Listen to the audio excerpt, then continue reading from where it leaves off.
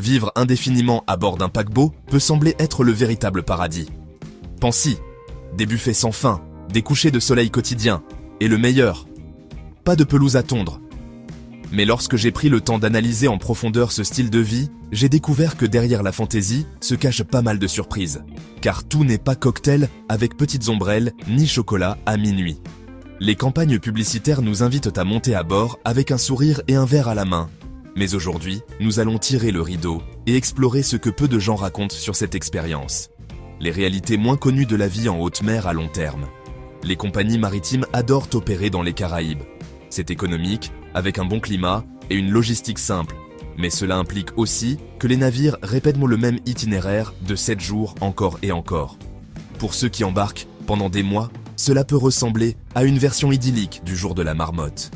Les mêmes ports, les mêmes boutiques, les mêmes souvenirs en forme de serviettes. Même les menus du dîner et les spectacles musicaux se recyclent semaine après semaine. Et oui, arrive un moment où même le buffet nocturne commence à ressembler au pain de viande du mardi. La solitude dont personne ne parle. Les croisières sont de véritables centres sociaux, pendant une semaine. Ensuite, tout le monde fait ses valises et retourne à sa routine sur la terre ferme. Cela rend compliqué l'établissement de liens durables ou la construction d'un véritable sentiment de communauté. Beaucoup de passagers chevronnés avouent de se sentir seuls, malgré le fait d'être entourés de milliers de personnes. Peut-être que le serveur se souviendra de ta boisson préférée, mais il ne saura pas quand c'est ton anniversaire. Et bien sûr, le directeur de la croisière n'assistera pas au mariage de ta petite fille. Le mythe de la retraite idéale. Certaines personnes voient dans la retraite en haute mer une alternative séduisante aux maisons de retraite médicalisées. Après tout, le navire offre du homard le soir et un piano-bar. Cependant, il y a un problème majeur. Les paquebots ne sont pas conçus pour fournir une assistance médicale continue ni des soins spécialisés pour les personnes fragiles. L'équipage ne reçoit pas de formation spécifique à ce sujet, et même si le médecin à bord peut soigner une entorse, il ne fera pas le suivi quotidien de tes médicaments. Et si la situation se complique, on te débarquera au port le plus proche, qui ne sera pas forcément Miami. Des soins médicaux et dentaires limités. Les centres médicaux à bord sont conçus pour traiter des maux ponctuels. Un coup de soleil, un malaise gastrique ou une crise de panique provoquée par une défaite au bingo. Ils n'émettent pas d'ordonnance médicale, ne suivent pas les maladies chroniques et, bien sûr, ne traitent pas les problèmes dentaires. Si une couronne dentaire tombe au milieu du voyage, tu te retrouveras à chercher sur Google un dentiste d'urgence et à prier pour que ton téléphone ait du réseau dans ce port. Le labyrinthe des assurances. La plupart des polices d'assurance voyage sont conçues pour couvrir des séjours de 60 à 90 jours.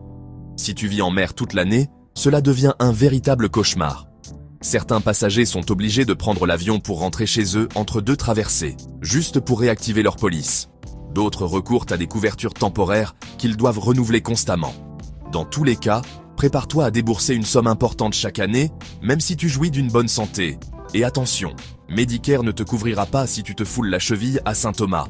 Le dilemme des cabines vivre sur un paquebot de manière abordable implique, dans la plupart des cas, de loger dans des cabines intérieures avec tarifs garantis. Cela signifie que tu ne peux pas choisir l'emplacement. Parfois, tu as de la chance et tu obtiens une chambre tranquille au centre du navire.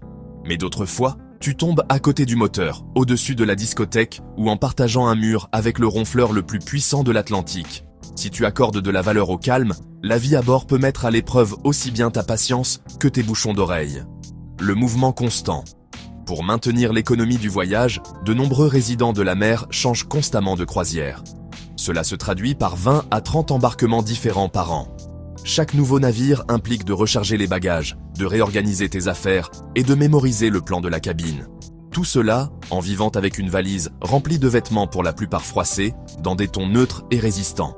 Et si tu te demandes pour la lessive, c'est un autre chapitre. Le défi éternel de la lessive.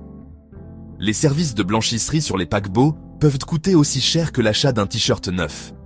Lors de longs séjours, de nombreux passagers optent pour des méthodes plus ingénieuses. Laver les vêtements dans le lavabo avec le shampoing de la cabine, ou encore transporter des sacs pleins de linge vers des laveries locales pendant les escales au port. Il y a même ceux qui réservent 1 ou 2 nuits dans des hébergements type Airbnb entre 2 croisières, juste pour avoir accès à une machine à laver. La clé, voyager léger mais intelligemment. Le grand sacrifice, la connexion Internet. La connexion Wi-Fi en haute mer est chère, lente et limitée. Beaucoup de passagers au long cours renoncent au forfait complet d'Internet pour économiser. À la place, ils parcourent les cafés des ports à la recherche du Wi-Fi gratuit comme s'il s'agissait d'un trésor caché. Cette stratégie peut convenir au budget, mais pas vraiment si tu essaies de réserver ta prochaine croisière ou de faire un appel vidéo avec tes petits-enfants. Et si tu aimes regarder le football le dimanche, il faudra peut-être oublier le match. La vie basée sur le casino. Certains passagers parviennent à vivre à bord en profitant des offres du casino. Séjour gratuit en échange d'une certaine activité de jeu. C'est une stratégie astucieuse, mais qui demande de l'engagement. Il faut jouer suffisamment pour rester dans le radar du casino, mais pas au point de se ruiner au blackjack. C'est comme un niveau extrême de coupons combiné avec la roulette et les machines à sous. Mais attention, si tu fais un faux pas, tu pourrais te retrouver à dormir dans un Airbnb à terre en te demandant où sont passées toutes tes croisières. Erreur coûteuse dans ta cabine. Les cabines des paquebots regorgent de secrets que beaucoup ignorent. Certaines erreurs peuvent te coûter cher, voire entraîner des sanctions, des violations de sécurité ou même une interdiction d'embarquer à l'avenir. Commençons par une assez courante. Le minibar. Cela paraît inoffensif, n'est-ce pas? Tu vois une bouteille de whisky ou une canette de soda qui t'attend et tu penses « pourquoi pas ?» Mais attention, les produits du minibar ne sont pas couverts par le forfait boisson, ce qui peut se traduire par des frais inattendus sur ta facture finale. Au lieu de tomber dans le piège, commande une boisson au bar de la piscine ou utilise le service d'étage. Tout est inclus. Normes strictes contre le tabac. Les compagnies maritimes appliquent une politique de tolérance zéro concernant le tabac. Il est interdit de fumer dans les cabines et sur les balcons. Cela inclut les cigarettes, les cigares, les vapoteuses et tout autre produit, même s'il est légal dans ton pays. La raison ? Une petite étincelle peut se transformer en un incendie catastrophique en haute mer. Il existe des zones désignées pour les fumeurs, il vaut donc mieux les utiliser. Allumer quelque chose dans ta chambre pourrait entraîner ton expulsion immédiate du navire. Prends soin de ton espace comme si c'était ta maison. Il est tentant de passer en mode vacances totales et de décorer la cabine comme s'il s'agissait d'une résidence universitaire. Mais ce n'est pas une bonne idée. Il ne faut ni coller de décoration au mur, ni planter quoi que ce soit, ni utiliser de crochets adhésifs pouvant endommager la peinture. Pense-y ainsi. Si tu ne le ferais pas dans la chambre d'un hôtel, ne le fais pas dans ta cabine. Garde-la propre et élégante et laisse la décoration aux professionnels. Ce que tu ne dois pas emporter. Un peignoir doux, des pantoufles confortables ou ces serviettes moelleuses. Tout cela donne une impression de luxe, mais ils ne sont pas faits pour être emportés. Ils sont disponibles pour ton usage pendant la croisière, mais pas comme souvenir. Ce que tu peux emporter sans problème, ce sont généralement les petits produits de toilette, comme les shampoings ou les savons. Mais si tu veux vraiment ramener un souvenir, il y aura sûrement au port des options bien plus intéressantes qu'un peignoir usé.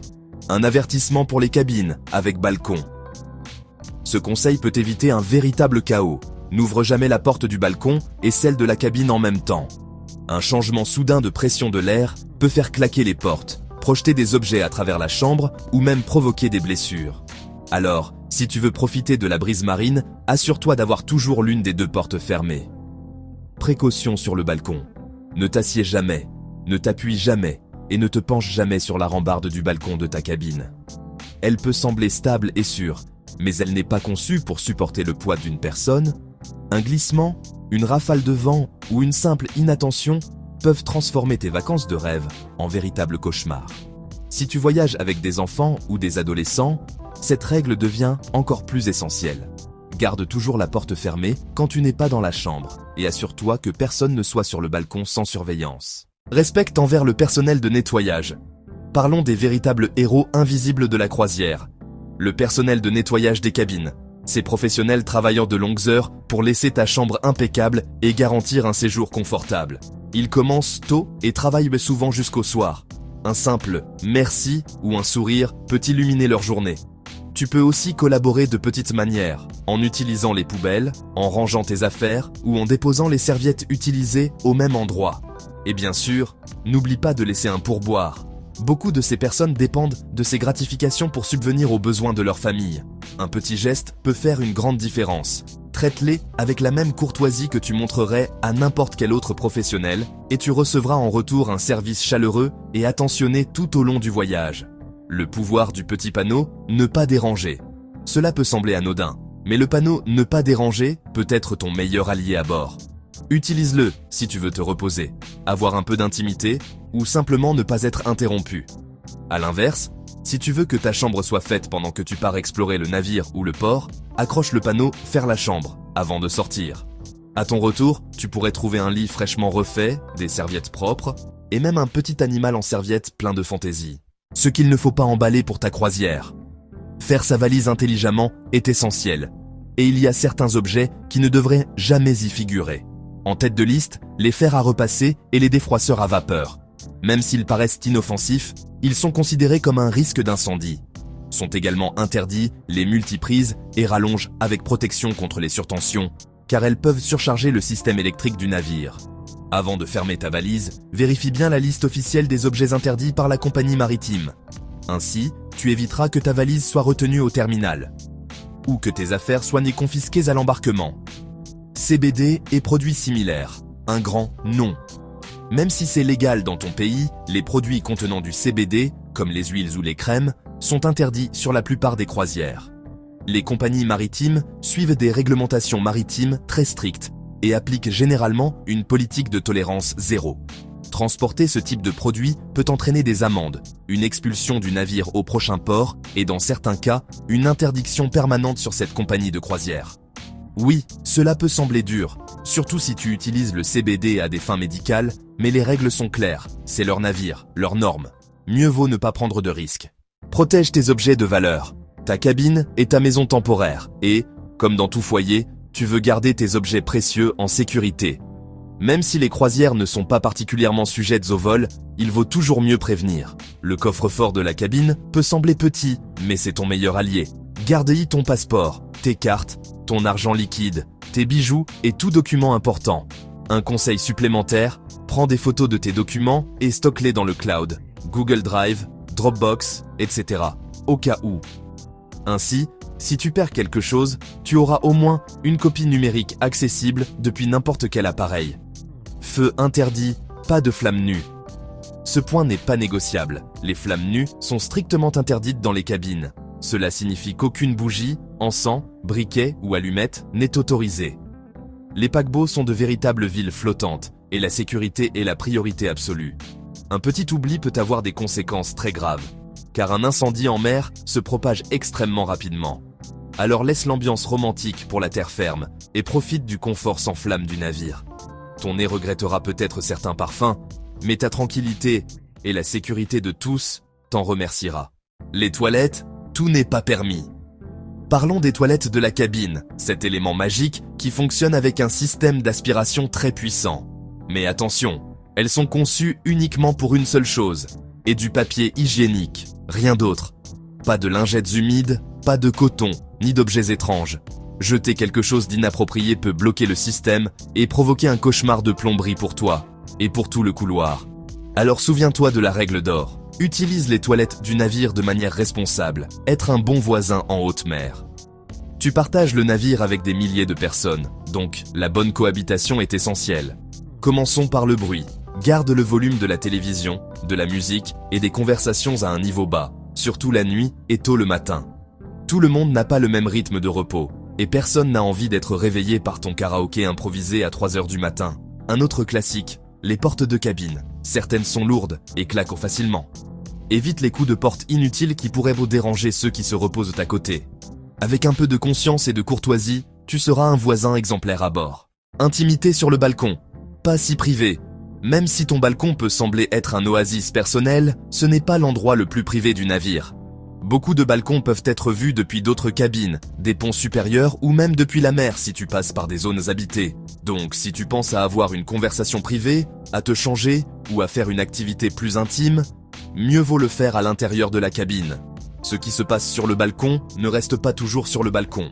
La lessive en croisière, erreur courante. Faire la lessive peut sembler la dernière chose à laquelle tu veux penser pendant les vacances. Mais sur de longues croisières, c'est une nécessité. Et même si faire sécher les vêtements à l'air libre peut sembler une bonne idée, accrocher du linge mouillé sur la rambarde du balcon est très mal vu. Et à juste titre. Le vent peut emporter les vêtements, ce qui peut causer des désagréments ou même des risques pour les autres passagers. La meilleure option ? Utiliser les services de blanchisserie du navire ou laver à la main de manière raisonnée, à l'intérieur de la cabine, là où rien ni personne ne court de danger. Ne laisse jamais les enfants seuls dans la cabine. Ce conseil est particulièrement important si tu voyages avec de jeunes enfants. En aucun cas, ils ne doivent rester sans surveillance dans la cabine, même pas quelques minutes pendant que tu sors sur le balcon. Les navires modernes sont grands, remplis de monde et peuvent être accablants pour un enfant. Un mineur sans surveillance pourrait se désorienter ou, pire encore, se retrouver dans une situation dangereuse. Si tu dois t'absenter de la chambre, assure-toi qu'un autre adulte prenne le relais ou informe-toi auprès du service clientèle du navire sur les options de garde d'enfants disponibles. La prévention est essentielle lorsqu'il s'agit de sécurité à bord. 17 erreurs que tu ne devrais jamais commettre dans ta cabine. Que tu sois dans une suite luxueuse ou dans une cabine intérieure basique, il existe une série d'erreurs très courantes qui peuvent gâcher ton expérience et celle des autres. Beaucoup de passagers tombent dans ces pièges sans savoir qu'ils enfreignent des règles ou mettent leur sécurité en danger. Depuis l'activation accidentelle de frais en ouvrant le minibar, jusqu'au fait de fumer là où c'est strictement interdit, ou encore suspendre du linge sur le balcon, les conséquences peuvent aller de simples amendes et avertissements à l'expulsion directe du navire. Et le plus surprenant, beaucoup de ces règles sont enfreintes par presque tout le monde, souvent sans le vouloir. Conseil pour une expérience impeccable. La clé pour profiter pleinement de la vie à bord est simple. Respect, bon sens et un peu de planification. Fais ta valise intelligemment. Informe-toi sur les politiques de la croisière. Traite le personnel avec amabilité et prends soin de la cabine comme si c'était ta maison. De petits détails, comme utiliser les panneaux « Ne pas déranger », ne pas emporter d'articles interdits ou utiliser correctement le coffre-fort font une grande différence. Ces pratiques t'éviteront non seulement des problèmes, mais elles amélioreront aussi ton expérience et celle de ton entourage. Est-ce toujours ton rêve de vivre sur un paquebot? Peut-être qu'après avoir lu tout cela, tu te demandes si vivre à bord reste ton rêve. Ou si, finalement, 2 semaines de vacances suffisent, largement. Et ce n'est pas grave, aucun jugement. Mais au moins, maintenant tu sais ce que signifie réellement cette vie idyllique entre buffets, spectacles et couchers de soleil. Car derrière chaque service d'étage et chaque comédie musicale façon Broadway, il y a aussi des blanchisseries, des journées de solitude, des recherches désespérées de Wi-Fi et une infinité de petits défis flottants. Si tu es prêt pour tout ça, vas-y. Peut-être que ton truc, c'est d'emporter une bouteille supplémentaire de shampoing, pour faire la lessive, bien sûr. Alors dis-moi, rêves-tu toujours de vivre à plein temps sur un paquebot, ou l'idée de quelques semaines par an te tente-t-elle davantage? Peu importe, pas de jugement. Mais rappelle-toi, derrière chaque buffet et chaque spectacle, il y a aussi la lessive, la solitude et la chasse éternelle au Wi-Fi dans les ports. Si tu as aimé ce voyage à travers les vérités cachées de la vie en mer, n'oublie pas de cliquer sur j'aime, de t'abonner et d'activer la petite cloche. Beaucoup d'autres secrets et conseils t'attendent dans la prochaine vidéo.